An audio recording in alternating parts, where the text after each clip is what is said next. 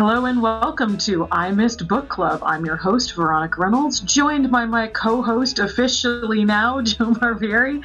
I have co-opted Joe into co-hosting for me, although you will still hear other voices from our staff going forward. And today we have a much discussed by us episode. We want to ask, what is the great American novel? And in my opinion, why is it not The Great Gatsby? So hopefully we'll be doing this with other books as well. Yeah. I think we're going to be doing, this kind of, maybe, I don't know, debunking, or reinterpretation, revisiting of, one of these classics that I think a lot of us looked at in high school and maybe haven't looked at since. I know that was the case for me. Yeah, for sure. I have not reread this since Honors English in 11th grade. And it is, I will admit to you now, I don't think I told you this ahead of time, the only English test I've ever failed because I hated the book so much I remembered literally nothing about it. Okay, well, so now we know Veronica's opinion on this book. So just as a little bit of context, if you're interested in why we tackled this book, you can go back about a year when Dana was still with me, and we did a conversation on what is even Western canon.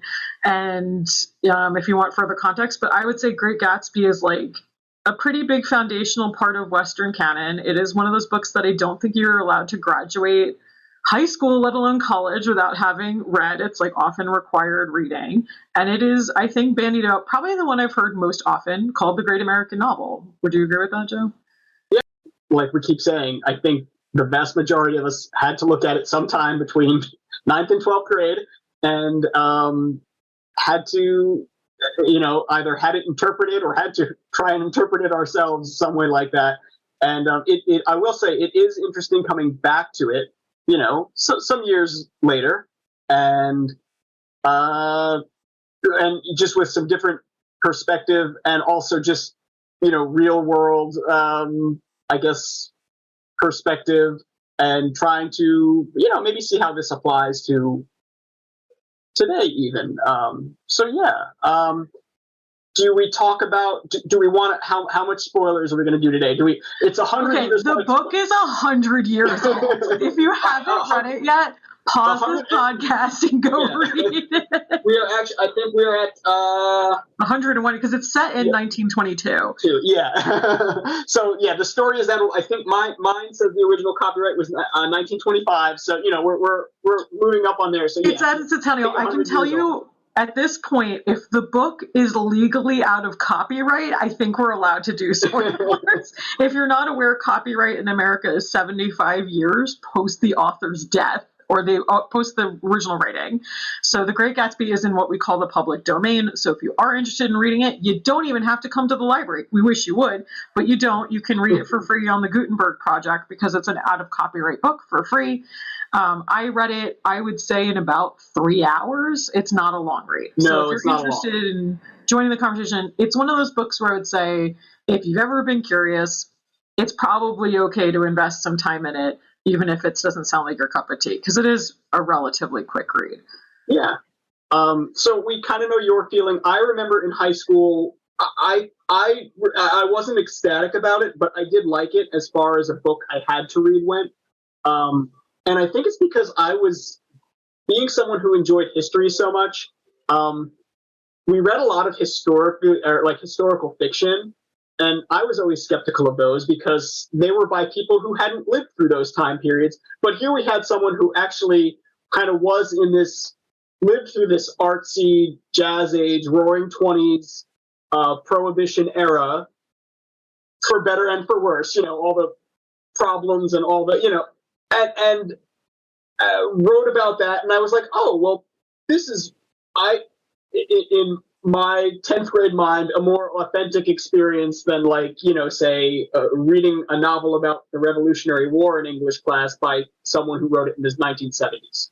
Yeah, it's I would say historical fiction now, right? Yes, become historical fiction with time, but was chronologically just lived experience. And Fitzgerald is known to be pretty autobiographical writer. Not that any events in this happened to him, but like one article I was reading was like, if he lost his wife, everybody lost their wife.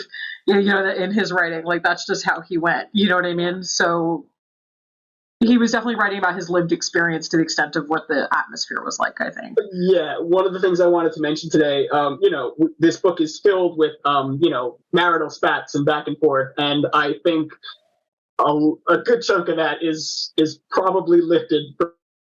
So, you know what I realized? We should probably just give like a 30-second synopsis of what this book is about.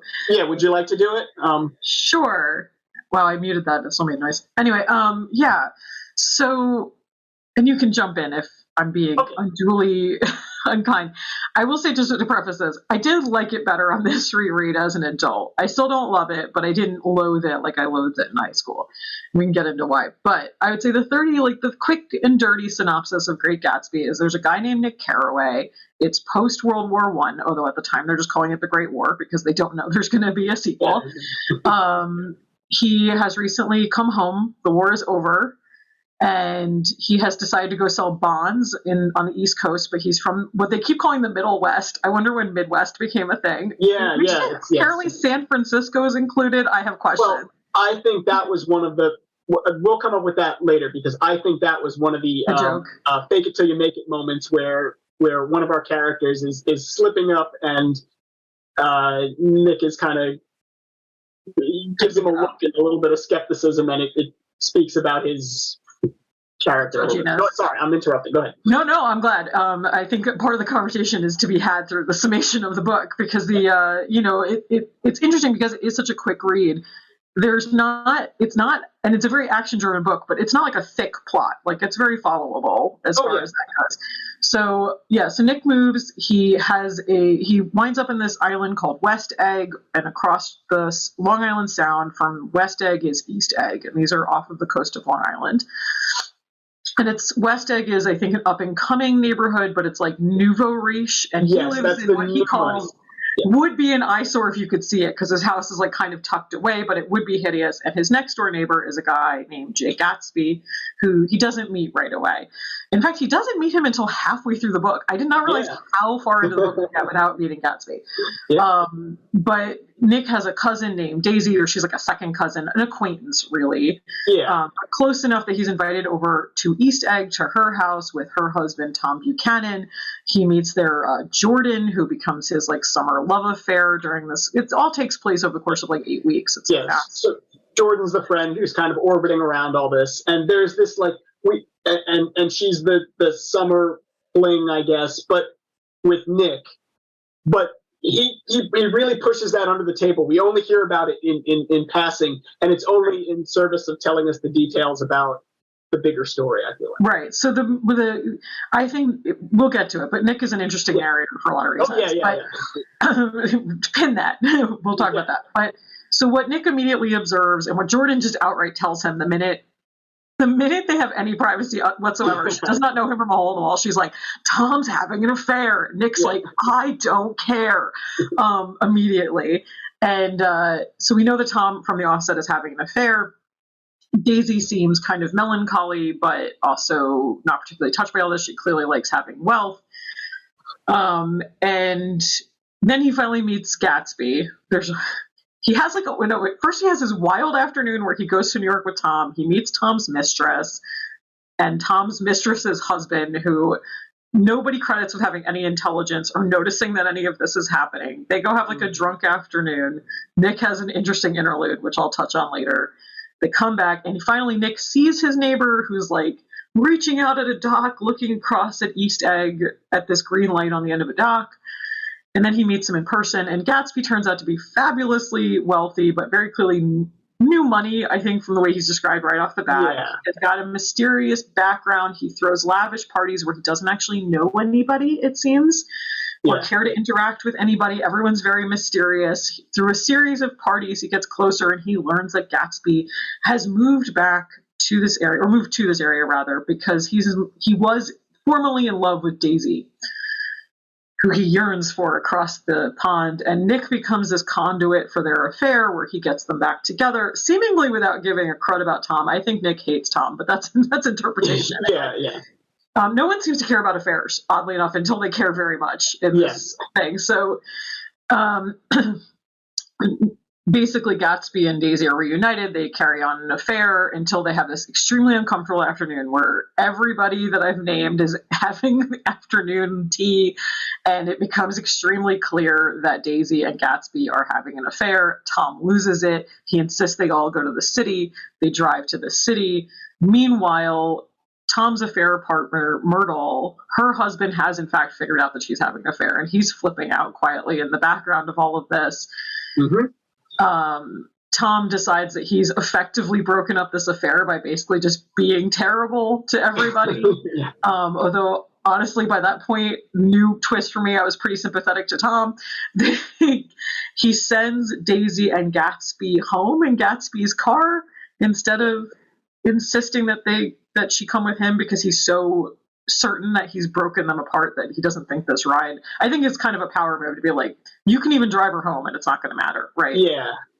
Details questionable. Yeah. Question mark forever. But this car is speeding right as Myrtle escapes her husband's grasp from this gas station. She runs into the street. She is hit by this car that is speeding, which does not slow down and keeps going. She is killed. Tom, Nick, and Jordan come across this scene on the way back. There is much confusion on the return. It's very clear that it was Gatsby's car. The question mark is who was driving. The much maligned Wilson, husband of Myrtle, is also not dumb, and he also knows that this must have been Gatsby. He asks around and figures it out. Unclear if Tom just told him directly. Yeah. Again, there is an idea that I think we find out that if Tom didn't outright tell him, he helped him find out. Certainly. You have a conversation. Yeah, Nick is not privy to that, so we're not privy to it, essentially, about how much detail. But Tom definitely pointed him in the end to Gatsby. Tom shows up to Gatsby's house. Daisy has effectively broken up with Gatsby, but he has not accepted this. Yeah. So he goes out for a swim because he says he hasn't gone for a swim in his own pool, which is symbolism. And he is shot dead by Wilson. And there's a funeral, and Nick and Jay Gatz's father, because of course he wasn't actually Gatsby at all. He was kind of a poor kid from the Midwest who made a living bootlegging. Him and the man with the owl glasses, who I think is supposed to be maybe Eckhart, the doctor from the Billboards. I could never figure this out. I don't know who he's supposed to be. They're the only three people who show up. Only because the glasses are equally weighted. We'll talk about the symbolism of the... Oh, yeah, there's a lot of stuff we can... Yeah, and that's kind of it. Nick breaks it off with Jordan and goes back to the Midwest because he is dunzo. That's just rich East Coast people. There's just so much disdain. Nobody likes anybody in this book. Yeah, well, and the way Nick presents everyone else in this story, and I'm not sure if we're supposed to like anyone. There's no one here who's aspirational, I'd say. No. It's and even I guess, can we start with Nick and his maybe let's go character by character. Yeah. So Nick is so it's important to know that the book it's first person, right? Essentially, first person POV. Yeah. Nick is telling us this story, and sometimes he's obviously done some investigation afterwards to find out some of these details. But we're basically finding we know what he knows. He's not omnipotent. We know what he's willing to tell us, because I don't get the sense that this is his internal monologue. This is definitely how he has crafted the story to present to somebody else. It is roughly framed as a book. He says, I'm writing this down, and at one point he does say, in this book. So it's him presumably sitting at a typewriter in the night sometime after 1922, writing this out, because he does. And I would say that's critical. The only reason I'm saying that is because it's not verbatim what he's thinking. Yeah. because he is, the thing that's interesting about Nick to me is that he is like, he's definitely crafting the narrative as we are walking with him, right? Like, yes, yeah, you can see him like almost editing and then going back and being like, well, yeah, how do I make, because he doesn't want to seem like a goofball, but he certainly is wrapped up with all these people for almost inexplicable. Gatsby seems to be very charming, and Nick seems to be taken in. He's simultaneously like disgusted, I think, but also, like just, he gets into like this little world of these, basically the handful of characters that we have, and he can't escape them this whole summer. So I don't know if he's kind of kicking himself because of that, because he repeats over and over again, especially at the end, how much disdain he has for all these people. He hates them. It's so strange, including Jordan, who he's supposed to be in a relationship with. Yeah, so it's like, I don't know if he feels like he got duped and he's trying to justify it. But yeah, it's very strange. And yes, you do feel like maybe along the way he is kind of tweaking the narrative here and there, or leaving things out, or glossing over things because he himself doesn't want to seem, like a fool. And the whole time, I mean, he begins the book by saying, it's this kind of famous opening line, in my younger and more vulnerable years, my father gave me some advice that I've been turning over in my mind ever since. And I guess the father says, whenever you feel like criticizing anyone, he told me, just remember that all the people in this world haven't had the advantages that you've had. And we know from the get-go, Nick is this, from the well-to-do family in the Midwest. It's he went to Yale, so he's very privileged, and the dad is kind of reminding him to, hey, rein it in every once in a while, because not everyone has had this. But this entire book, he's never reading it. And he can't take this critical eye off of anyone. The thing that Nick repeats, like at least twice, in a very noticeable way, is that he considers himself to be extremely honest. Yeah. Which I find fascinating, because he has this whole thing. So in that, like, drunk afternoon where he meets, she's referred to both as Mrs. Wilson and Myrtle, Tom Buchanan's affair partner. He says it was only the second or third time he's ever been drunk. And then he proceeds to drink like throughout the summer. So you're like, okay, so you suddenly at the age of 30 became like, what? Yeah. And he doesn't have money. Like, he's living as if he's poor, but he clearly has a lot of thoughts about money and how he feels about money. Yeah. I got the sense that like he has enough money that he can hang, right? Like that's the thing. He's with these folks. Yeah. He's worldly and enough, maybe he hasn't done the grand tour of Europe, but he's definitely traveled around the country. He's hobnobbed with, and he was in Europe. That's right. He went to war, so he's been to Europe. He knows all these places that they're talking about. Yeah, he's been around the country. He's been to Chicago. He's been to, he hobnobbed at Yale with all these, right, because he knows Tom. Like, he knows. Yeah, he knows Tom previous to Daisy. Yeah. In fact, I find it very interesting that he keeps emphasizing that Daisy's his second cousin, when clearly he knows Tom a lot better than he knows Daisy. Yeah. It's so there is this certain amount of unreliability from him in the long run, I think. We have to take everything with a grain of salt, because he's telling us, oh, I'm so honest, but he also gives us these things that are kind of unreliable, and you think, well, is he trying to make himself look good? Is he protecting himself or protecting the other people who he's sympathetic to at the time? I don't know. It's I think that he is protecting his self-image, which I think is a big theme throughout the book, because like image over substance is everybody in this book, right? Oh, like, yeah. Gatsby has this whole fake persona as if he is one of the elite wealthy people, but what's gradually revealed is that like he's clearly like a criminal, essentially. He's making money from crime. It's never clear how much, but that's kind of the implication. Yeah. We never fully discover that. There's lots of, I mean, there's the, like, we never get super deep into his business. He's always getting these phone calls from these other cities, right? And we know there's this probably bootlegging aspect. We're still in the middle of prohibition, but there's other things going on too that we're, you know, maybe some stock market manipulation or, you know, something not on the up and up with bonds and stock markets. At one point, you know, he kind of asks Nick, "Hey, would you like to get in on this?" And Nick is like, "Absolutely not." So you know, so you can see there's this point where, you know, Nick is kind of being there and judging, and does put values over money at some point, but I think it's maybe just because he's so disgusted at Gatsby. I think Nick just likes to feel above it. Yes, he does. He isn't really, because like, no. What is he doing? Like he's got this like murky, unclear job with bonds that's like not really explicated on.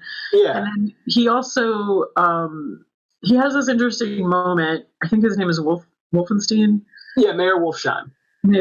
Which, by the way, so just quick aside, because I can't let it go a second longer. If you do read this book, content warning, content warning, content warning. Yeah. It is racist beyond belief, and it is extremely anti-Semitic. Not just like intentionally, because like arguably like, so one character, Tom, I think it is, does use a slur against Jews, and then goes into a eugenics rant, which is horrifying to read now.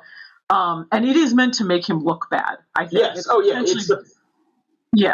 So it's not that Fitzgerald's saying at that point, but then Fitzgerald goes on to be pretty anti-Semitic and pretty racist, subtextually, which the irony is super thick. Because the worst, like, quote unquote, the most obviously bad character is also clearly Jewish. Like, he gives him a very Jewish name. He's the guy who fixed the World Series, like it's his fault. Like, one man did all of this. So like, and he is like the shadowy representation of the shadowy underworld. And Nick has this moment with him at lunch where the guy's like, "Look at my cufflinks. They're made of real human teeth." Yeah. And like, first of all, blood libel. Second of all, Nick's not repulsed, but he just goes, "Oh, what an interesting idea." And I'm like, dude, if someone said to me, "My cufflinks are made of human teeth," I'd at least have some question. I don't know, and that's at another point where I think Nick is trying to look above it, but, you know, look like he's above everything. But it's like, what is it's a. So one of my big problems with the book in general, because it is from Nick's perspective and who Nick is as a person, is like everything has the same emotional weight. Do you know what I mean? Like because he's not one of the main players, and because he is a very like kind of detached guy, like. There's this like moment where Daisy's crying over Gatsby's shirts, which is, I think, every time they do a movie adaptation, that's like a very beloved scene because you get to like throw expensive shirts everywhere. Yes. But like, he gives that the same emotional weight almost as like the car accident at the beginning. Yeah. The guy gets stuck in a ditch, and you're like, until Myrtle dies, everything is like just kind of the same low grade hum to him. Yeah. And it's exhausting to read because even though it's short, you just feel like it's this like marathon of this guy who's like, and then I had another experience. Yeah. Did any of this mean anything to you? Or are you just literally like, then they shoved me in the car? Like everything's against his will. I didn't want to go. And that's the whole contradictory, you know, I think that it's supposed to be, well, this is my level-headed Midwesternness, you know, and look at these brash East Coasters with their money and, you know, like how they play these games. And I'm above it all, but I'm still find a way to get wrapped up in them somehow, you know. So that's what I kind of took the flat, like, you know, like not really giving any weight to anything, like all these kind of sometimes like admittedly outlandish experiences he's having.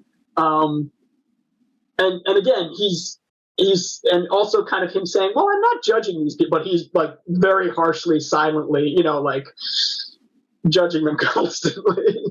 Okay, so this brings me to the one last thing I want to bring up about Nick, and then we can talk about like Gatsby or somebody else. But Sure.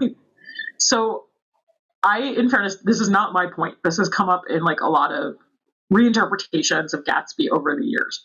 Yeah. But it did stick out to me this time on reread. There is this bit in his drunk afternoon, right? So the characters of this drunk afternoon are him, Tom's mistress, Myrtle's sister, who's, I don't know, she's just there. Yeah. It's supposed to be her apartment, but it turns out it's not her apartment. I got the gist that maybe this is like Tom's crash pad, and I think that was kind of the intimation. I feel like this is where I go and party and live it up and meet up with my mistress in the city. Right, and then there's Mr. and Mrs. McVee who show up. Yeah, and Mr. McVee is described as effeminate, like right off the bat. He's a feminine man. Yeah, and his wife is clearly carrying on and getting very drunk. And then Nick and Mr. McVee leave. There is no scene cut. They go to an elevator. They have a whole thing with the elevator guy. And the next thing we know, Nick is just in his bedroom, in Mr. McVee's bedroom. Yeah. And it's so bizarre because the scene cut is wild. I think I have it clipped. Let me see if I had this. Oh, yeah. Come to lunch today, he suggested as we groaned down the elevator. Where? Anywhere. Keep your hand off the lever, snapped the elevator boy. I beg your pardon, said Mr. McKee with dignity. I didn't know I was touching it. All right, I agreed. I'll be glad to. Ellipsis. I was standing beside his bed, and he was sitting up between the sheets, clad in his underwear with a great portfolio in his hand. Beauty and the Beast, Loneliness, Old Grocery Horse, Brooklyn Bridge. Then I was laying half asleep on the cold lower level of Pennsylvania Station, staring at the Morning Tribute and waiting for the 4:00 train. What? Yeah. Why are you in this man's bedroom? Why is he naked? Nick, explain yourself. Yeah. So I leave that open to the listener, but I have questions. Yeah. This is never explicated. We never see this. We never revisit again. this. Yeah.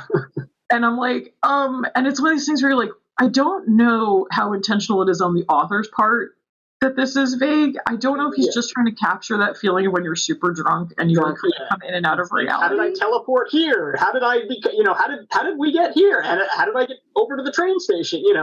But it is, those three dots are doing a lot of heavy lifting. That ellipsis is really ellipsising. Yeah. So that is the last thing I have to say about Nick as a person, where I'm just like, Nick is just not a reliable narrator, and I don't like him. I mean, I think, he's trying to make himself out as this voice of reason, this non-judgmental person, but he's clearly not. That's Nick. Who should we do next? Do you want to do Gatsby next? I think you kind of have to. I mean, even though, again, I didn't realize how little this book was really about him. He shows up so late. It is really, it's that whole, it's really, you only really meet him halfway through. And that's kind of another thing that, here's the titular character and not showing up till halfway through the novel. Where do we begin with him? Do we begin at the real beginning, that we find out later, or do we begin with him where we find him in the book? Where should we? And here's the thing: we don't even know that the real beginning is the real beginning, right? That's true. Nick even says, like, I have this story, but it's third hand. I would say the interesting thing about The Great Gatsby is I didn't realize how much of it was gossip. Really, Nick is a big gossip. Like, this is him and gossiping about these people. So a lot of his knowledge is like pieced together in third hand, right? Yeah. But Gatsby, as he appears to us on the page initially, is a wealthy businessman. We know he's a businessman because he's already been called to the phone, right? Yes. Yeah. And there are tons of rumors circulating about him. Yeah. At his own parties, because you don't have to get invited to a Gatsby party, right? Like, you can just show up. And I think part of what explains this is this 1920s drinking culture where, like, the wealthy could drink with impunity and not worry about being arrested because they were wealthy, right? Like, if you were poor, you could very easily be arrested. You needed speakeasies. You needed to, like, be super underground. But in this case, they just live on Long Island, which in the 20s was, like, way more remote, right? Yeah. And the Providence, especially the part where they live, of the wealthy. So you could kind of just do whatever you wanted. Like, the ironic thing is, like, everyone's really like, ooh, he's a filthy bootlegger when they find out that he's bootlegging. But they're all drinking his liquor. All drinking. Yeah. They're like, well, how do you, how do you think that sausage is made, guys? Like, right. Like, they all want to judge the guy who's bringing them. While they're sitting there with a glass of champagne in hand. And right. So yeah, it's another one of these. I mean, Tom is literally having like a mental breakdown on how terrible this guy is while he's trying to make a mojito. Yeah. Mint julep. I'm sorry, mint julep. But yeah, so like he comes to us, and no one at the party can even tell Nick who Gatsby is, like of the party. Like, they can't tell him who he is. So like Nick is kind of vaguely trying to figure out who he is the whole time he's at that first party, and they're having a good time. I think Nick is even having a good time at that first party. And they go to the library, and this is where they meet the man with the owl glasses. He's like just in there philosophizing. I don't know. Yeah. We're never really clear on who this dude is or why he's narratively important. He clearly is, but I couldn't tell you why. We meet Gatsby because they're talking to this guy, and Gatsby's saying to Nick, like, this rando that they meet, and he's like, I'm going to take you up in my aeroplane, which I always love. The old spelling of airplane. I'm going to take you up in my airplane, and Nick is like, who are you? Why? And of course, it turns out this is Gatsby. Yep. And all of a sudden, now Nick has opinions about him. Like, previously, he was just some dude. Now Nick has like a million opinions. And I don't know. How do you explain the character of who he is? He's just kind of like, I mean, he's a dude. Yeah. He's, I think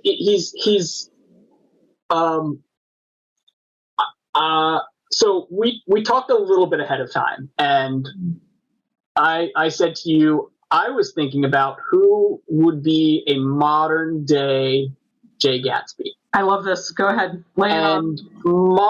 When I was thinking about it, my idea would be one of these recently, within the past 10 or 15 years, tech giant people. Clearly, they had a really good idea, very clever, and that's the thing. Gatsby is described as someone who is like very clever and also pretty driven too. Mm-hmm.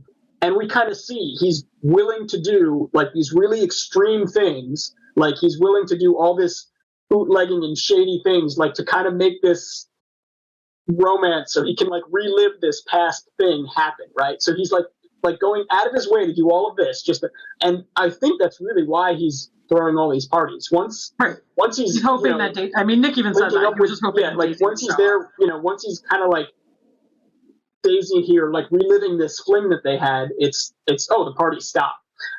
So he's clearly very driven. Later on, when we meet his father after his death, his father kind of has this little, I guess it's notebook with this schedule where you see he's regimenting his day, and he's kind of in this like really, focused, I'm going to improve myself and become the best person I can be so there's some drive there. There's this will, this want to be, even from something small to be someone better and be something bigger. And I think that's why I was comparing it, who would Jay Gatsby be? One of these tech people who maybe even especially one of these failed tech people who the whole thing was, well, I'm going to fake it till I make it, right? Like this very, I've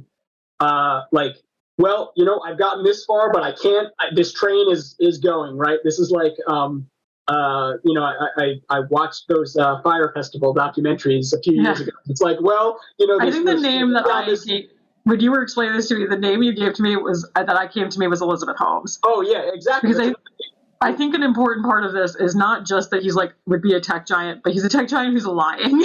Yeah. And that's the thing. There's this whole, it's this big lie. And it's like, well, we've gone so far. This train is speeding 1,000,000 miles an hour. We can't get off now, basically. Right. We've got to keep going. And I think that's this kind of fake it till you make it. Well, we're going to have to do this. And maybe we'll get lucky and everything will all work out and we'll be one of the big, 21st century success stories. We will be the next big thing. But there's also this element of, well, this thing could go off the rails at any second because we're just BSing our way through this. And symbolic of the fact that there's 1 million car crashes in this book. Yeah. Like literal car crashes. Yep.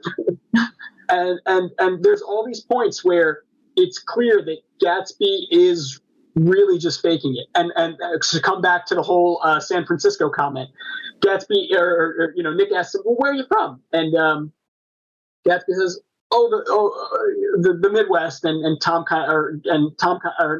Nick pushes him a little further, and where, because he's from right. Nick is from Chicago, and he wants to, or about that area, and Gatsby just kind of replies San Francisco, and Nick kind of gives him this side eye, like, what do you?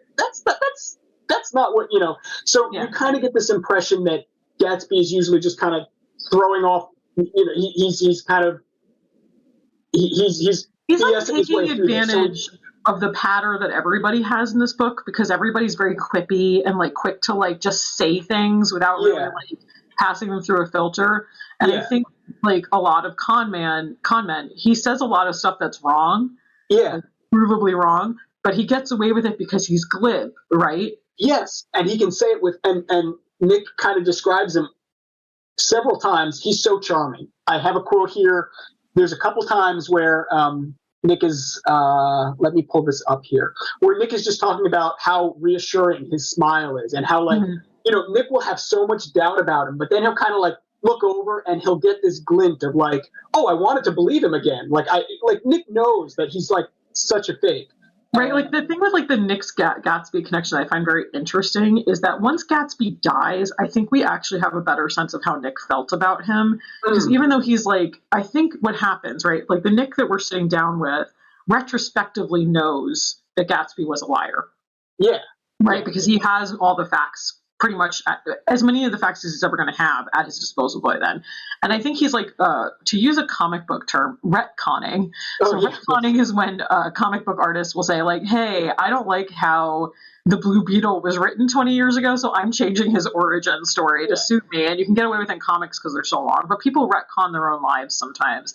And I think the way that he talks about being suspicious of Gatsby is a retconning. I don't think that in the moment Nick was actually all that suspicious of him. Yeah. And he wanted to make sure his funeral was well attended, but he just couldn't figure out how to make it happen. But he keeps like saying, I'm going to make sure there's people there for you. I'm going to make sure this happens. And he like is one of the only people to show up. And I'm like, you don't do that for a guy that you didn't like. Yeah. So it's So right, very early on in the first. In my copy, it was on page 32. He looks over at Gatsby, and Gatsby kind of flashes this smile, and Nick says, it was one of those rare smiles with a quality of reassurance in it that you may come across 4 or 5 times in a life. So it's like he's obviously got this charm and this charisma that he kind of like, partially, part of it was there. Like apparently there's this wealthy Dan Cody figure who we learn about, and he's kind of Gatsby's first mentor, and even from what we can gather, he kind of sees this potential in Gatsby that he's right. He's I think important to note that he becomes Gatsby when he meets Dan Cody. Yeah. Previous to that, his name was Jay Gatz. Yeah, and that's also a very calculated thing, right? Like he's kind of like got this. Even before he has all these tools, or like this kind of somewhat worldliness that he's going to pick up with Dan Cody, who's going to kind of be his first mentor. He's got this, he has this name ready to go, right? He has this persona almost like, well, when I hit it big, I'm going, like, this is how it's going to be, right? It's an Anglicization. Like, I don't know what he was supposed to have been beforehand, but like, it's that Ellis Island Anglicization where you're like, I'm going to make my name sound more American. Yeah.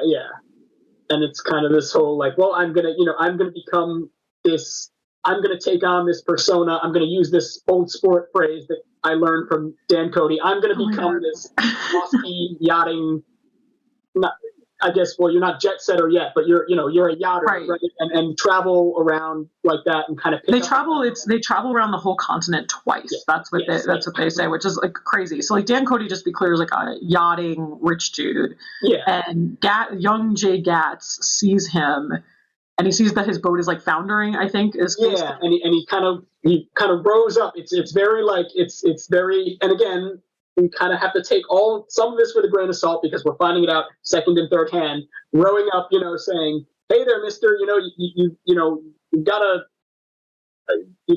do something. The storm is going to come on or whatever, and and so he kind of offers him to help, and the idea is that this rich guy kind of sees this potential in him at that very moment and just takes him on as his rich guy and protege, he is meant right? to, he's like a protege, but he's very much working for him, I think. Oh, yeah. And but it's like it's almost like a personal companion, I think, is kind of the closest. Yeah, but he's also getting something out of this too, right? This is like the ultimate unpaid internship, right? Right. Well, he's being paid. I think he is actually employed by him. Okay. And then the implication was that he was supposed to inherit, but this lover of Cody shows up right before Cody dies, and somehow the money doesn't get to Gatsby. Yeah.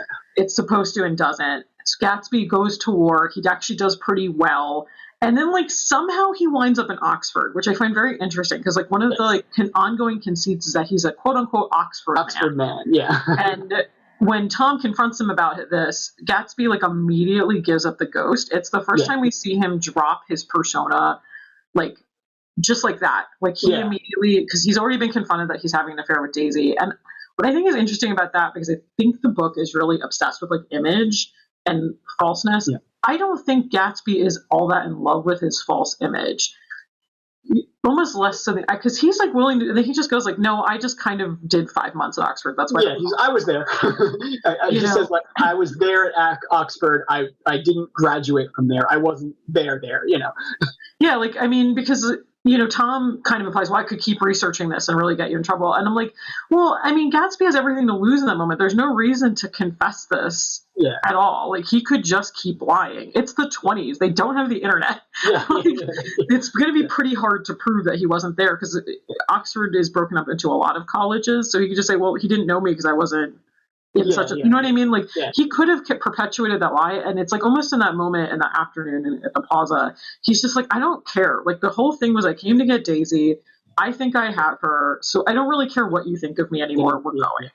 Because I think the implication is that Daisy always knew he didn't have money, which I thought was wild. Yeah. And that's, I think, but at the same time, that shows you the extremes that he's willing to go. He's willing to take on that entire persona. Yeah, and then drop pursuit of this one goal of getting Daisy back. Yeah. And for a little while, it works. And I guess time is very tricky in this book, but there is this. It's alluded to that, once Nick kind of facilitates this meeting between them again, this reunion. It's very awkward at first, but there's this implication that this affair went on for a couple of weeks at least, right? I just want to touch very briefly in that reunion scene because I did not catch this the first time I read the book and I was dying. Yeah. Nick goes out and stands under a tree in pouring rain for a half an hour so they can hook up. Yeah. Like, he's literally like, well, they're probably going to do something I shouldn't see. And instead of, like, I don't know, like, going to Gatsby's house or, like, going upstairs, he leaves his own home and stands outside under a tree, and it's literally pouring. Yeah. And he's just, like, disassociating for half an hour. Like, why is he so invested in his cousin hooking up with this guy? Yeah, it's another one of those very strange moments.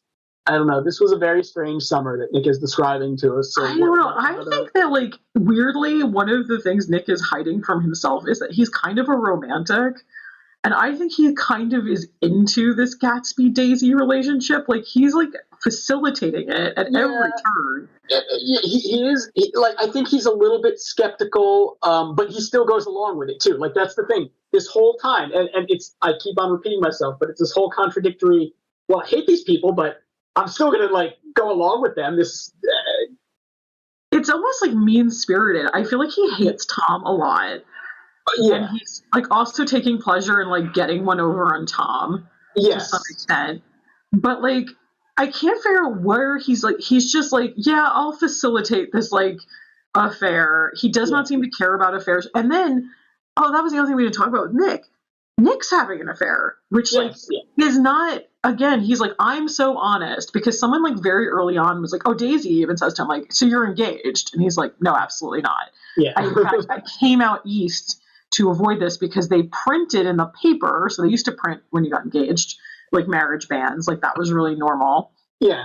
And, like, So like they had printed in, I think, the local paper that he was engaged, and like that wasn't true to the extent that I think he just hadn't proposed yet, though. Like the way he's saying it is like, absolutely not. That's why I moved all the way out here. And I'm like, but then we find out very briefly, he's like, and of course I'm still writing letters home to this girl that end with love, Nick, but I don't mean it, so it's fine.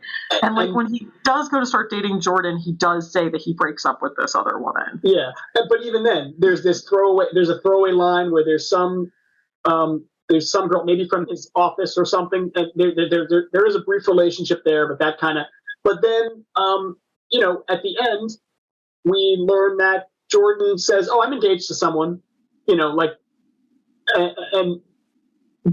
so.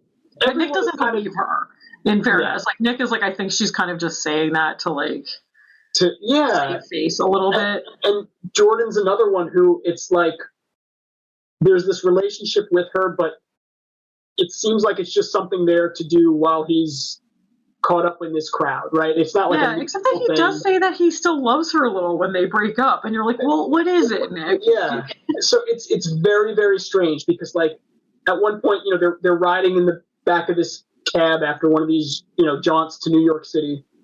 We're in this jaunt to New York City, and it's like, oh yeah, well, we kissed there, and it kind of, it's like, because we had nothing better to do, almost. Right, which, like, fine, but like he holds himself so above this stuff. But I think one of the reasons, I guess I'm bringing it up, is I think he indulges the Gatsby Daisy affair because he himself is doing it. So it's like a way to like deflect. He can be like, look how bad they are. What I'm doing is so much better. Yeah. And like I think there's this great bit with Jordan at the end because like they have this conversation about like she's a terrible driver. She's a careless driver, and he's like, well, what if you meet another careless driver? Because she's like depending on other people to be responsible, which of course is like the metaphor of the whole book, right? Yeah. And when they break up, she's like, I thought I was okay, but apparently I just met another careless person. Yeah. And Nick is like, I'm not careless, and you're like, no, don't protest too much. He's on the defensive immediately. Yeah. Yeah. So, Daisy. Should we segue into other careless people who are called out for being careless?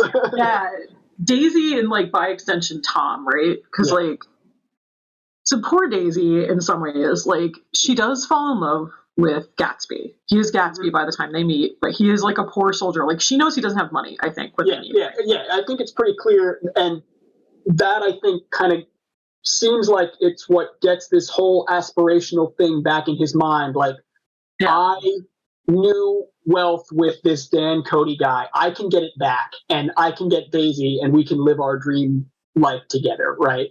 Right. Yeah, I think like that's like a kind of like a big implication, and like so Daisy's like a kind of a young socialite. Like she's from a well-to-do family. Is she in the South or the? Yeah, they're from Louisville, Kentucky, and I guess that's where Gatsby's stationed. Right. And so there's this base nearby, and that's she's how dating they a lot of soldiers. Yeah, and she's like dating a lot of soldiers, right? Like, because she's young. There's a lot of these young guys around, and she meets up with him there. And we get this all from Jordan, I think, for the most part. Yeah. But so she's still very in love with Gatsby. He goes to war. They're like writing letters. She's like very sad for a while, and then she starts dating again. But they're still writing letters back and forth. Yeah. Post-war, when Gatsby somehow washes up in Oxford, he gets like this bad feeling. I kind of got the feeling this time around reading it, and you tell me if I'm wrong, that he maybe could have gone to college in Oxford, but he gets so obsessed with going back to Daisy that he gives up on it. Like, I'm not clear on that. I think so. I think at one point, I believe Gatsby, or maybe Jordan describing Gatsby, says, well, he got held up at Oxford. Yeah. So it's because he wasn't like supposed to be there, is the implication. Yeah, like I want to get back because time is ticking away, and I so there's sounds like there's some urgency there. Yeah, so he might, but the Oxford thing also becomes a very convenient thing for part of his story, right? Like this because then he has pictures of himself with like at Oxford with other Oxford guys. So it all still can play into service into this persona that Photoshop. He has actual photos. So back to Daisy though. Yeah, so Daisy starts dating again. She meets Tom. Yeah. And she likes him, and Tom has money. And like, I think what's really important is that like Daisy herself says like, no, I love this guy, because like Gatsby wants her like in that penultimate scene to say like, you never loved him. And she's like, I can't say that. I did love him. And like, I think it's interesting because Daisy's, we're told over and over, is like essentially a really shallow person. But I'm like, I think she has pretty genuine feelings. She loved a guy. He went to war. She was young. And the guy was away for like a year. And she's like, well, you know what? In the meantime, I met somebody else who I also really like. And it is my whole job in the 1920s as a rich socialite is to get married. I'm not going to go have a career. That's not what you do. Yeah. And she's like made me very shallow for that. I'm like, I don't know what other choices she had. Like, I don't think her parents would have let her marry Gatsby anyway. Yeah, I guess the contrast to her is you become like Jordan. You take up a hobby and take it to, you become a professional golfer. Like, right. But even then, it's like, well, you're still kind of instead of being married and going to parties, you're golfing and going to a lot of parties. So it's essentially the same thing, right? Like, it's just like there wasn't a lot of choices, right? And Jordan is very judged for being sporty. Like, it's not something like she's judged for being competitive. So it's like not an ideal situation either. No. So like Daisy kind of does what Daisy's supposed to do. Jordan does say on the eve of her marriage, I think it's Jordan, right? It's not like a third friend. I think that's where we're learning. That's where we learn a lot of the backstory. Yeah, from that, because that's where Nick learns it from, presumably over the course of this relationship that he doesn't, really think is important at the end of the day. No, forget her. We don't need to know anything about Jordan. She plays golf, and sometimes she has a mustache of perspiration, which he likes. I have questions, but Nick is just a big question mark. But apparently, on the eve of her wedding, Daisy gets like super drunk, and she has this letter, presumably from Gatsby, that she like won't let go of. Yeah. And she's like clearly like having a lot of regrets. She doesn't want to get married, but then she does. And then what we hear about after is that like she seems very in love with Tom in the early days of their marriage, and like she dotes on him. And it's Tom that messes up because he gets in this car accident, and the person who's in the car with him is his mistress. Yeah. No, not even a mistress. She's a maid from the hotel they're staying in, I think. Yeah. So it's like, So Tom sucks and like can't wait 5 minutes to like not be with somebody else. Yeah. But again, I'm not sure how that's Daisy's fault. And like getting divorced, they keep like cavalierly saying that she should get divorced, but like getting divorced in the 1920s was not easy for a woman or kind to her. Yeah, and it's not like she can lickety split, Yeah, so it's another one of these things where it's like, well, what other factors are at play here? So that's right. Yeah. So I have like a lot of questions. I will also say this. Okay. Content warning, which I also didn't say at the beginning. I should put a content warning at the top of this episode. Yeah. Okay. So much spousal abuse. Oh yeah. Yeah. Like just so much rampant spousal abuse. Yeah. And like, it's really clear to me reading it that Fitzgerald does not see this as a problem. Like, he's like, it's kind of uncouth, I think, is like the implication, right? Like, it's not nice that like they're doing it in public. Well, that's the thing. It's not nice that it's publicly done and publicly out there for, the other guests to see. And it's and like that's the not nice part about it. Not that it's taking place at all. It's that but like there's just one point that I highlighted, like unrelated to Daisy. I'm sorry, just take a break from that horrible marriage. But like there's this point where these two women don't want to leave the party because they're having a good time and they're really drunk. And both of their husbands just put them over their shoulders and carry them out like screaming and kicking. Yeah. And the judgment is on the women. And I'm like, what the hell is happening here? Like, they're the ones making the scene. And meanwhile, these men are like, we're going home. My luggage. Shoulder tote you out. And whose nose gets broken? Is that Daisy's nose that gets like really casually broken? There is a reference to the fact that there was some, at least one, so probably more. There's one named incident of physical abuse where, Tom just like punches her in the face. And she's got a black eye or something like that. Yeah, so there's at least one named incident, and then it's like, but again, that is something that's very much glossed over. Right, like we're not supposed to. I don't think this is a Nick issue. This is like a Fitzgerald issue because like he and his wife Zelda were like notoriously like big fighters. He was extremely cruel to her. Yeah, and like his casualness about it is really upsetting, and that's a very upsetting thing to read, frankly. But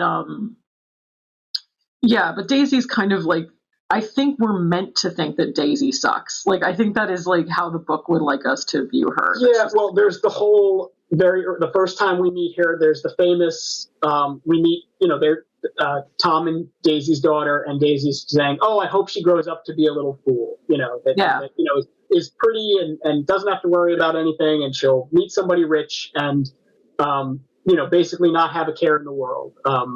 And I think it's so interesting because the way I interpret that is so different, because what I'm hearing her say is like being a woman is so hard and awful that it's better to be stupid, because if you're like aware of what's happening, it's so much worse. Yeah. And I think that's why we see like Daisy like drugging herself into insensibility, essentially. Yeah, and that's the thing. It's like, well, why does she put up with, all this running around that Tom's doing? And it's like, well, what are her other options? Like it's like she's still going to get physically and psychologically abused. And is she better off trying to divorce? Would she be granted a divorce? Like, who knows? So there's this element of, well, she has to turn a blind eye to it because it's self-preservation at that point. And yes, we are meant to see it as, I think, well, she's a bad person because she lets it happen. And it's like, well, but realistically at this time, what are her options? I think. Right. And I think there's like this emphasis on her shallowness, like, she's not a deep person. I'm like, I also would not let Nick know I had deep thoughts. You know what I mean? Like, he's so clearly judging her all the time. And I don't think she's immune to knowing that. Like, I think she's pretty aware that she's being weighted. Like, she knows that Nick knows that what she's up to with Gatsby. And again, it's also this like weird double thing where like everyone knows Tom's having these affairs. Yeah. But Daisy having this affair, like, she might as well be shot and killed. Like, how dare she? So I think it's very weird. Yeah, this might be a good time to segue into Tom, because he's just the biggest hypocrite. He's and bully, and he's constantly going on about, he's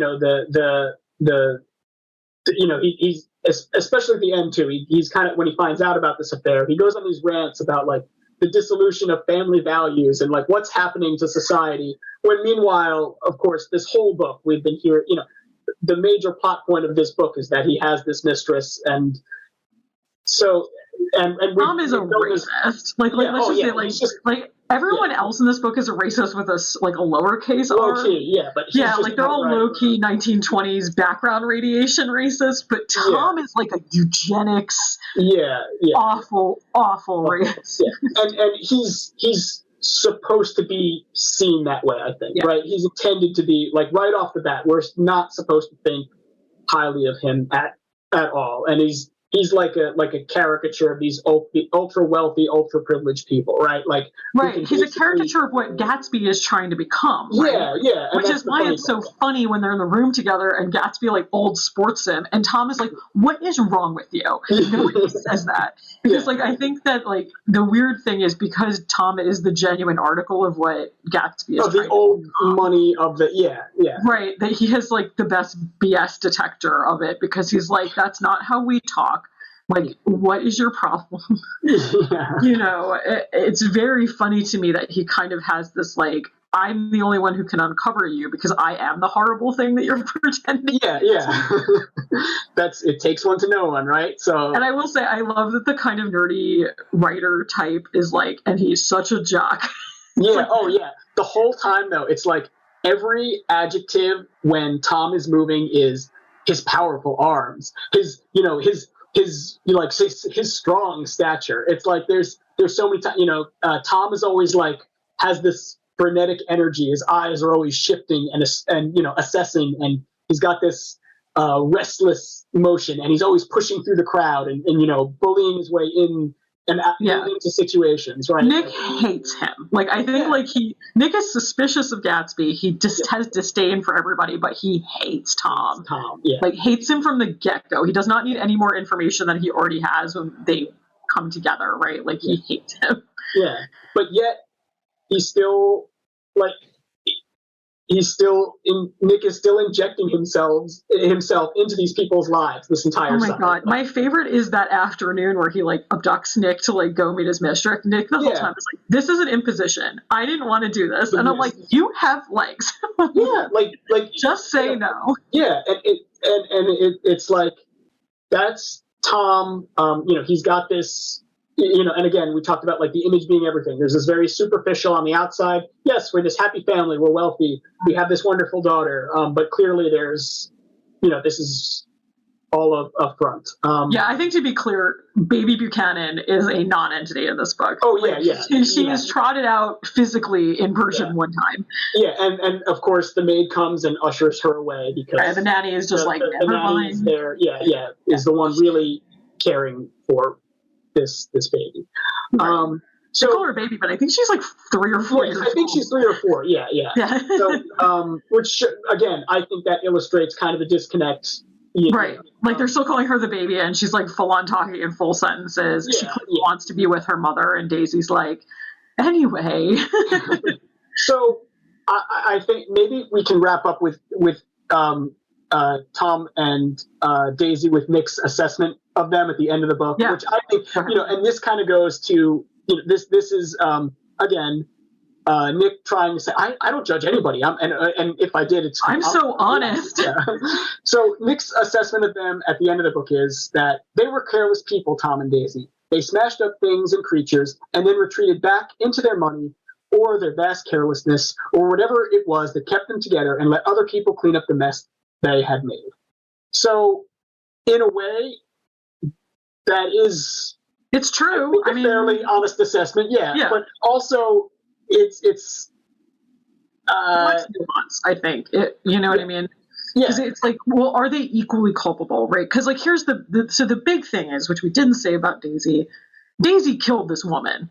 Oh yeah. She kills Myrtle. Yeah. It's not clear how much intention was behind that act because she's speeding, she's upset. I love it. I let her drive because I thought she said it would calm her down. I'm like, tell me driving is a new concept without telling me driving is a new concept. Because to be fair, it is the 20s. Like cars are still like a relatively new thing, flashy thing. But like,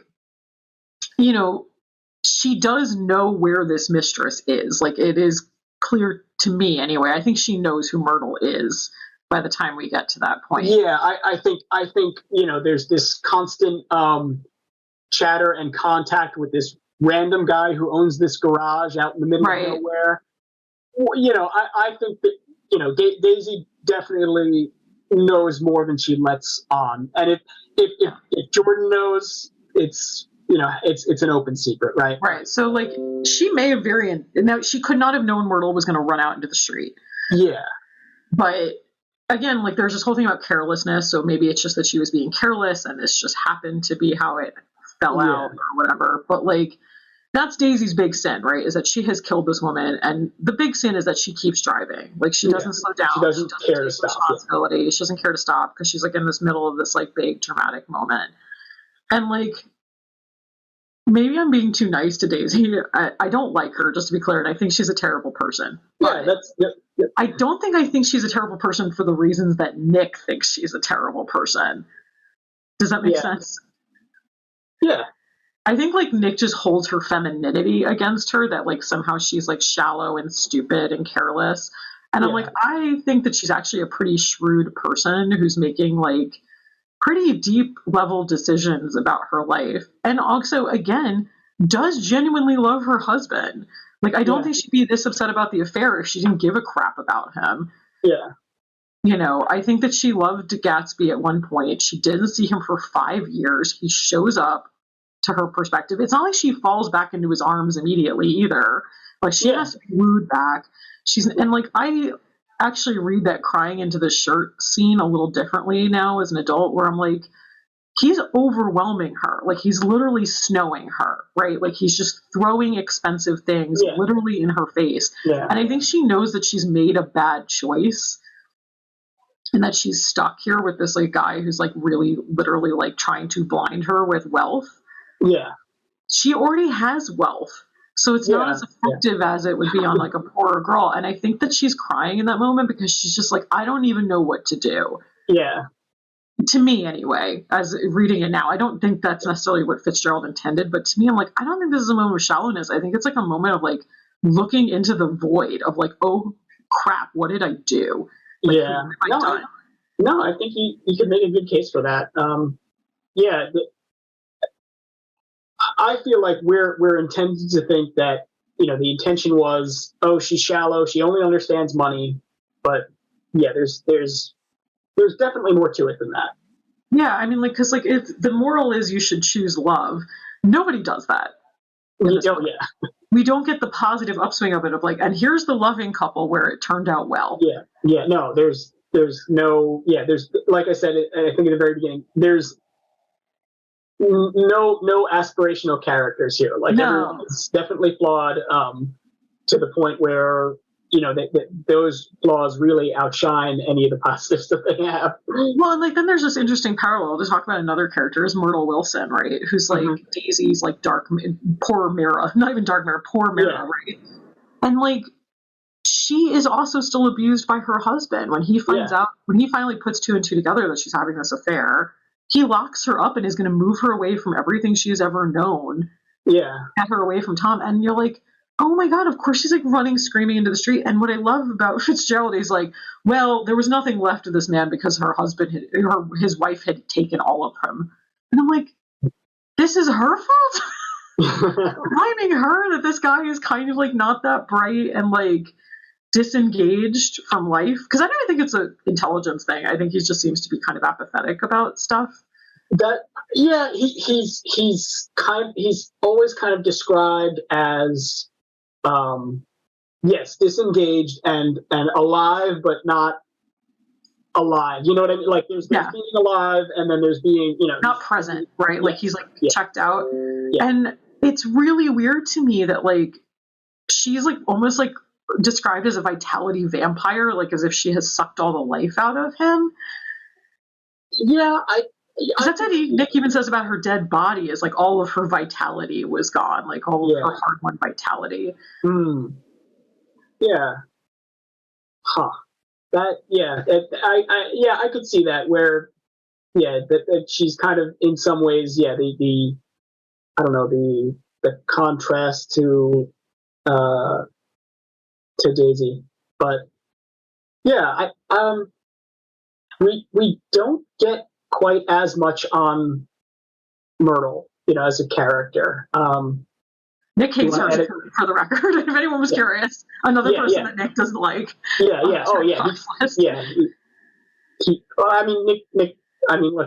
doesn't like anybody. He's just including himself. I don't think he would. Well, I think it's one of those things where it's like, looking back on it, I think he does finally have this moment of realization that like, oh, I'm just as terrible as these people. I got to get out of here. And that's why ultimately at the end he's like, well, I'm going to move back to that wholesome Midwest, right? Like, there's this in the very end of the book, there's a whole half a page where he kind of just goes on about it, you know, the bucolic and wholesome Midwest, and how he's going to go back to that and, you know, leave all these horrible East Coast city people behind and return to this, you know, like wholesome life, because he's so fed up with all their games and all their, you know, all these messes that they make, when he's right there in the middle of it with everything, you know, participating in this and being just as much of a player as everyone else. So, well, I think I will say the only woman who gets any credit in this book is Jordan, and Jordan is the one who's like, you're the same as me, buddy. I think there's Nick feels like he has to hand out the reality checks, but Jordan's really the one who hands it out to him. He's like, oh, okay, like, you know. Well, like, Jordan is like weirdly the holder of truth, right? Like, she knows the actual story about Daisy and Tom. Yeah. She knows the actual story about Gatsby. Yeah. And you're like, she just kind of seems to like weirdly, because she's, I think, single, right? and detached a little bit, she gets to know everything, which I also find very interesting. Yeah. But then, Nick is like, oh, but I remember she's also a liar. So kind of just left with this thing at the end of like, did anybody ever tell the truth to anyone about anything? And this whole, So, okay, to wind this down. Okay. Here's my question to you. What is a great American novel, and why do you think Gatsby gets thrown around as the one? Okay, I think the great American novel captures, and here I'm going to wax poetic for a minute. I think it captures something about like the mindset of what it can capture the popular American mindset at the time, or maybe this idea of like what is like. I feel like this was very popular when it was, maybe not when it was written, but how it was taught after the fact. Was this whole idea of, and I wanted to look this up because I feel like when I was in high school, the big message that I took away from English class in this one was that you can't relive the past, right? We're trying, and even at the end, the final line about, well, here we are, we're trying to beat against the current, we're always going against this nostalgia, and that was ultimately Gatsby's fatal flaw, was that nostalgia got the better of him, right? He thought, and Nick straight up tells him, you can't relive the past, and he kind of looks at it and he says, can't repeat the past. This is the quote. And Gatsby says to him, can't repeat the past, he cried incredulously. Why, of course you can.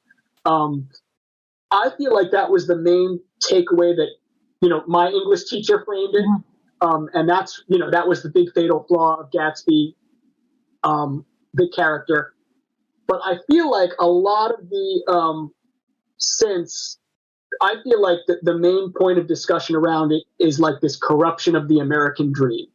Right. I feel like that's how it was always framed from other people who said, well, this is what I learned about in high school. This idea that like, this is a country of go-getters, who pulled themselves up from their bootstraps like Jay Gatz presumably did, but they took it too far. They got into this, they had the idea, well, I want to be someone great. I want to be someone prosperous, but they did it's the excess, right? It's like and they took extreme means. They got into this, very heavily implied that it's very criminal and immoral to arrive at this destination where when they got there, yes, it's this excess, and it's, they might be new money, but they're aspiring to be all these things that the old money is, they're also not great too. So I feel like it captured that, and I looked this up. So my Wikipedia research, a few minutes before this, that phrase "American Dream" was coined in 1931. So it wasn't after this book, and not to say that this idea couldn't have been there before there was a term for it, right? Because we know that happens. But I think this kind of gets wrapped up in that bigger narrative of, what is, and like this whole, this broader idea of what is the American dream, what can people achieve from humble beginnings, and what happens when it goes bad. I feel like that's how it was taught to the vast majority of people who learned this in high school.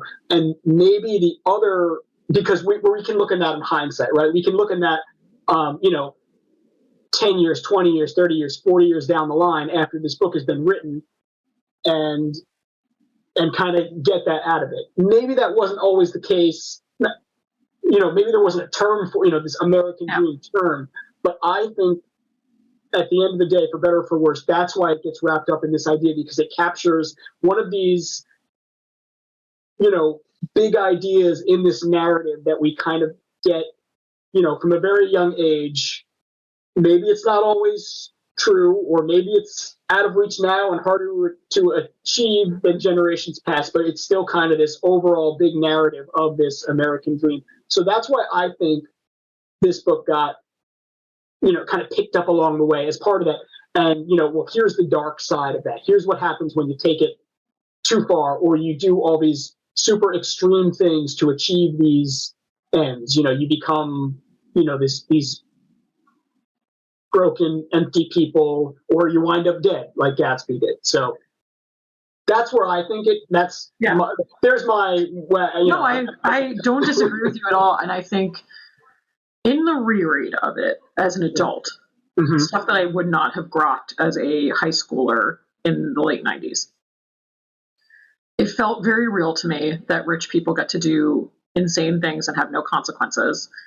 It felt very real to me that Nick, as somebody who was wealthy but not a 1%er, would be very attracted to saying, well, that's what happens when you're really rich, and that's not what you do when you're mildly rich. Like he is more mildly, or like, I guess he's not rich, but like mildly well off and privileged, right? Yeah. I think it's like very like the middle class observes the upper class through tabloids kind of feeling. So there's definitely a longevity to it. I will say for a 100-year-old book, it's still very readable. You still know what's going on most of the time. You and I talked a little bit about like missing some of the jokes and some of the references. Yeah. But overall, like you definitely can follow this book. It's not Shakespeare where you're like sitting there with like annotations, like trying to figure out what anything means. Like you get what's happening. So it's still very teachable, even though it's quite old. Yeah. But I think my feeling on it about the Great American Novel, I would hope that the Great American Novel is something you read that gets at the soul of the country, and really understands who the country is as a whole. And what this captures particularly is this slice that is very American of rich white people doing horrible things with no consequences, really. And someone in the lower class suffers for it, right? Both of the Wilsons wind up dead. And I would hope that that's not our overall decision, that is what makes it, that's the Great American Novel. I just think there's like so much more. I think being in 2023 and reading a book where someone spouts eugenic rhetoric and is never refuted or pushed back upon, because it's like, again, like the wife beating, it's like, well, that's gauche to say out loud, but no one argues with him at any point or pushes back, which I have like a big problem with. So, again, yeah, you can say it's like a product of its time, but there were definitely, again, we're not meant to think well of Tom because he says this. So we know that this is not supported. And we know with the retrospective history where that kind of talk is going to lead us not too far after this book ends, right? Yeah. So like 1925, they don't yet know that like this is going to go nowhere good for anybody. Yeah. And, I don't know. I hope that if you and I continue on this journey and we settle on a book that we think could be a good candidate for the Great American Novel, it's a different slice of America. I hope that we would be taking a different cross-section that would be a little more broad, but also just like a little bit more generous. Like this is not a pretty side of our country to hold up. And maybe that's just an honest reflection. I don't know. Yeah. I mean, none of this book feels, I will say this, for a book about liars, the book itself does not feel dishonest. I truly believe Fitzgerald felt that way about these people. I feel like Nick's disdain is very real. I don't feel like we're supposed to like anybody here. I don't think anything they do is supposed to be rewarded. Where I'm like, is this it? This is who we are, as like careless people crashing around the world? Maybe. Yeah. I don't know. I'd like to think that we could see something beautiful too. There's nothing beautiful in this book. No, I mean, there's the facade of beauty. There's these, opulent houses and these extravagant displays of wealth, but it's not really, it's not pretty. It's not, it might fool people for a second, but when you look underneath, you kind of see that that's all built on a very, bad foundation, just pretty much all the time. Yeah, it's just careless people being careless with each other. So, that's a Great Gatsby in as short a summary as we can make it. It took us almost as long to talk about it as it did for me to read it, frankly. It is a fast read, and I have a lot of thoughts. Maybe that's what makes it a Great American Novel, is you can talk about it a lot. I think, there's a lot to break down. There's a lot to, I think it's always more fun to, it's always more fun to debunk and criticize, right? Than it is to just go, it was great. But because it's just more to discuss when it's people who you don't like are easier to talk about than people who are, oh great, yeah, they're a pleasant person, oh, she's a nice lady, and you want the great, he's a great guy. If the great American novel exists, I would hope it's something that generates discussion and is controversial to a point. Like, it shouldn't be something that everyone's universally like, this is great, because I don't think that book exists anyway. Yeah. But I look forward to exploring more of these books with you, Joe, because I think there's a bunch of them out there that are part of like the Great Western canon, the Great American canon, where it's like, is this good though? And my argument, I would say, for Gatsby is like, is it a fundamentally good book? I guess it's not for me. Like, I can't criticize the writing. Like, the writing is good and snappy. The dialogue is good. It's a fast read. I wasn't like, oh God, I have to put this down and walk away. I can't take it. It's not that kind of book. I have books like that we may even wind up talking about. I read it straight through. It was fine. Yeah. So, the artistry of the book is fine. It's just not for me. I don't like it. Yeah. I mean, at the end of the day, I'm roughly at the same place I was in high school. Like, it was a story about these people in this time. There was commentary on, the life and the situation. Some of it still applies till today. But yeah, at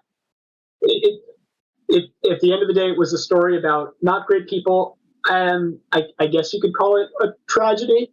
But yeah, so I'm at the same place where, yeah, the technically, yeah, it's well done, I feel like.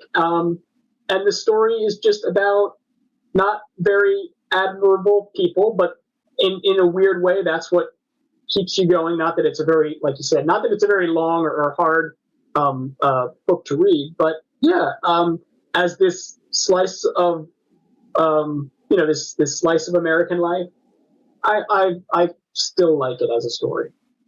I think that's great. I love that we disagree. Yeah. I think up next we have to do Catcher in the Rye. I feel like that is the obvious segue, right? All right. So yeah, well, we've got all these, books that everybody read in high school that we can do a deconstruction, debunking. I don't know. What do you want to call it? Yeah, I not a debunking, but I think just holding it up to modern scrutiny. Like, the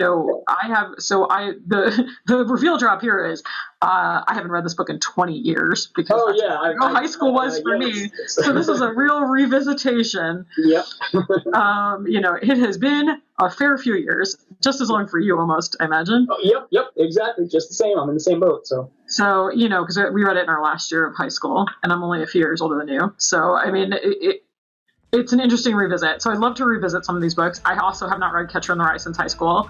Yep. And we'll also, I think, revisit some books that we both felt more positively about, too. One that comes to mind for me is like The House on Mango Street. I would love to reread as an adult.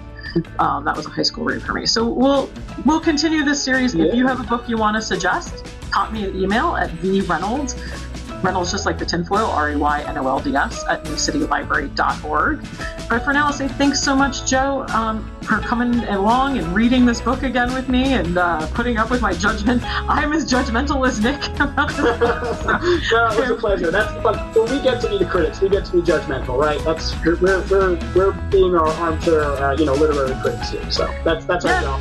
And feel free to leave a comment on the YouTube video or on any social media this gets pushed out to. If you have strong feelings about the Great Gatsby, we'd love to hear those as well.